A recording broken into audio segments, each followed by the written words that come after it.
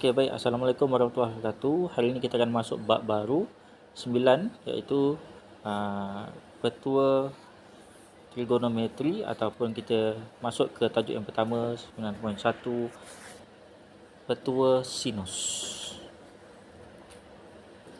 Okey, baik. Penyelesaian segitiga bab 9. Okey, petua sinus. Kita boleh tengok kita lukis satu segitiga. Ada huruf besar, kita letakkan nama A huruf besar, B huruf besar dan C huruf besar. Okey. Kemudian garis yang bertentangan dengan huruf A besar, kita namakan dia sebagai huruf A, huruf kecil. Okey, garis tu kita akan namakan dia sebagai garis A. Okey, kemudian begitulah kalau bertentangan dengan B, kita namakan dia sebagai B. Dan kalau garisan yang bertentangan dengan C, kita namakan dia huruf C kecil. A, B, C huruf kecil yang berwarna merah. Okey. Okey, boleh Okey, baik. Selepas itu kita cubalah buatkan dua segitiga bersudut tegak dengan kita meletakkan satu sudut tegak pada C. Pada C. So kalau kita tengok ada dua segitiga sekarang yang bersudut tegak, dan bahagian yang bersudut tegak tu kita namakan dia sebagai N. Okey, boleh Okey. Lepas itu bila kita dah letakkan ada C dan N, maka kita boleh cari dia punya tinggi, ataupun kita namakan dia sebagai H. Okey, H height lah, tinggi Okey. So apabila ada dua segitiga, maka kita boleh pertimbangkan sudut ACN sebagai satu segitiga bersudut tegak.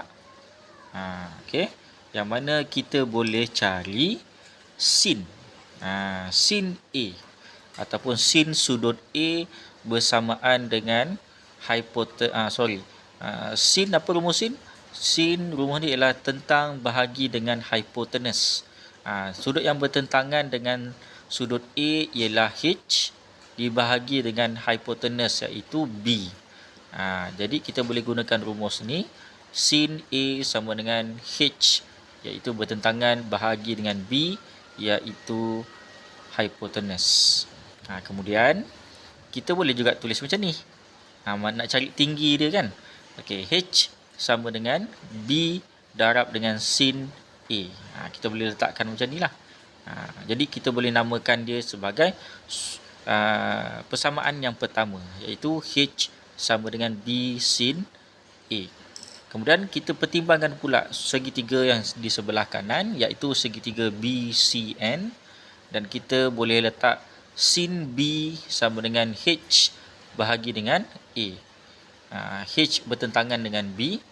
Kemudian A adalah hipotenus bagi segitiga BCN. Kemudian kita susun semula H sama dengan A sin B. Jadikan dia sebagai persamaan yang kedua. Okey. So perhatikan betul-betul. So daripada dua persamaan yang kita dapat tadi, iaitu H sama dengan B sin A dan juga H sama dengan A sin B, kita boleh kata dia ada H kan? Apa yang sama? H sama dengan H. Jadi bila H sama dengan H, kedua-duanya H, kita boleh tuliskan sebagai persamaan 1 sama dengan persamaan 2, iaitu B sin A sama dengan A sin B. Kenapa sama? Sebab dia H, dua-dua ni adalah H. Okey, boleh cari nilai H dia. Jadi kita boleh pusingkan atau kita pusingkan darab silang. Dia akan jadi macam ni lah. Okey, dia akan jadi, kita fokus sikit. Okey, B sin A sama dengan A sin B. Jadi A pindahkan ke bawah, A bahagi sin A. Kemudian B sama dengan sin B huruf besar. Jadi kita dah dapat dah. Rumus dia yang utama ialah dua persamaan yang sama, iaitu A sin A huruf besar sama dengan B bahagi dengan sin B huruf besar. Jadi ini adalah persamaan yang kita boleh terima lah. Ni yang atas ni yang besar, yang saya besarkan ni. Yang ni. Okey, yang ni. Okey. Macam mana pula boleh dapat C bahagi dengan sin C? Macam mana boleh dapat?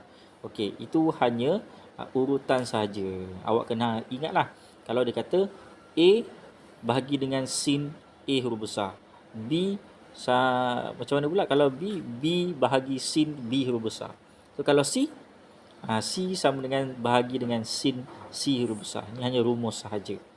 Okey ya. Jadi selain daripada itu, petua sinus ini juga boleh ditulis macam ni juga. Terbalik, sin A bahagi A huruf kecil sama dengan sin B bahagi B, ataupun sama dengan sin C huruf besar bahagi dengan C. Macam mana kita nak guna ni? Ada dua rumus ni. Biru, kuning dan juga biru. So mana satu kita nak guna? Okey.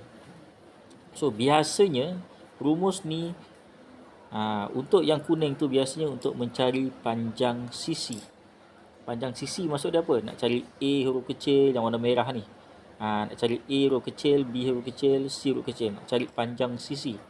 Tapi kalau yang yang bahagian bawah ni, yang warna biru ni, rumus petua sinus ni, yang warna biru ni kita nak gunakan dia apabila kita mencari sudut. So boleh bezakan cari sudut ke nak cari panjang sisi. So nanti kita tengok macam ni. Okey, contoh cari nilai X. Kalau kita tengok okey, X tu apa? X adalah AC. X adalah AC. Jadi kita boleh guna rumus apa dekat sini? Kita nak guna rumus apa? Cari nilai X, cari panjang sisi kan? So cari panjang sisi kita akan gunakan yang atas ni lah. Yang warna kuning ni, sebab kita nak cari panjang sisi X. So kita gunakan rumus tu atas tu warna kuning, kita gunakan rumus kuning. Okey, penyelesaiannya ialah okey, X bahagi dengan sin 48. Kenapa? X dekat bahagian atas tu yang bertentangan dengan dia sudut apa? Sudut 48 kan? So kita gunakan dia sin 48 darjah sama dengan 13.4. Okey, 13.4. Apa sudut yang bertentangan dengan dia? Sudut yang bertentangan dia ialah 80 darjah. So kita gunakan rumus ni lah. Tapi pelik kan? Kenapa guna dua? Memang kena guna dua je lah. Tak payahlah guna A, B, C. Tak perlu. Okey, kita tengok berdasarkan sudut tu, kita tengok mana yang sesuai nak kita gunakan. So kalau tadi X dengan 48, sudut 48.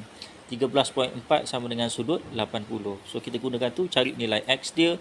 Kita akan dapat X sama dengan 10.11. Okey, ni saya bagi. Nanti saya bagi yang seterusnya ni, nombor 2. Cuba buat sendirilah. Okey, Okey, nombor 2 cuba buat sendiri. Cari penyelesaian. Ataupun tak apalah, saya bagi ke terus je lah. Okey so sama juga. So ni pun sama, cari nilai X. Kali ni nilai sudut. Ni cari nilai X, maksudnya nilai sudut. Nilai sudut kena guna rumus warna biru. Sin A huruf besar bahagi dengan B. Okey, so gunakan rumus yang sama, sin X bahagi 7.2 sama dengan sin 55 darjah bahagi dengan 6. Cari nilai X. Macam mana dapat nilai X 79.42? Boleh tengok betul-betul. Nanti tengok betul-betul. Okey.